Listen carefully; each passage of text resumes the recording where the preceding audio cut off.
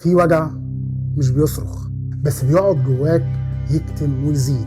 تضحك قدام الناس بس كل لما الباب يتقفل وراك هي ديت اللحظة اللي انت بتقعد تبكي فيها. هو ده الاكتئاب.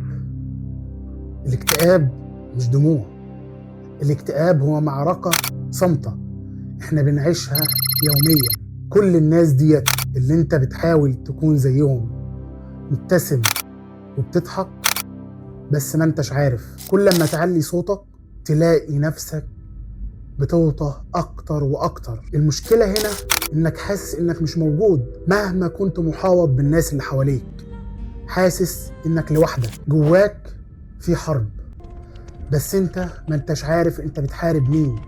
عدوك ما انتش عارف تحدد هو مين ولا مين، نفسك ولا اصحابك ولا قرايبك. هنا المشكلة تبدأ تظهر. انت مش لوحدك في ده. عايز اقولك ان في ملايين من الناس بيعانوا من الاكتئاب. منظمة الصحة العالمية في 2023 قالت ان في 700 مليون بني ادم بيعانوا من الاكتئاب. وكذلك اضافت منظمة الصحة العالمية للتقرير نفس السنة، قالت ان 700 الف شخص بينهوا حياتهم بنفسهم بسبب الاكتئاب. مش كل يوم بيكون نفس الإحساس.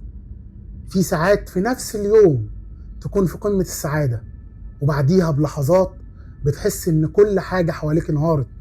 تحس إن أنت بعد ما كنت في قمة البحر بقيت بتغرق تحت وما أنتش عارف تحدد هل أنا فوق ولا تحت، هل أنا عايش ولا ميت، إيه الحالة اللي أنا فيها دلوقتي. والأسوأ من كل دوت إن أنت شخصياً ما بتعرفش توصف اللي جواك لحد ولا بتعرف تواجه نفسك فيه. بتبقى مشتت، هل اللي انا فيه ده فرح ولا حزن؟ طب الحزن اللي انا فيه ايه سببه وايه اللي وصلني لكده؟ انت مش لوحدك. الكلام هو بداية رحلة العلاج. في نور جواك ما تطفيهوش ابدا. اوعى تستسلم للافكار اللي بتجيلك. الافكار اللي بتجيلك يوميا اوعى تكون فريسة ليها. ما تنساش، خلي الجملة دي قدامك، إن الشمس بتطلع من وسط الظلام، وإن مرحلة العلاج بتبدأ بكلمة واحدة بس. ما تنساش بقى يا صديقي العزيز اللايك والشير والسبسكرايب. سلام.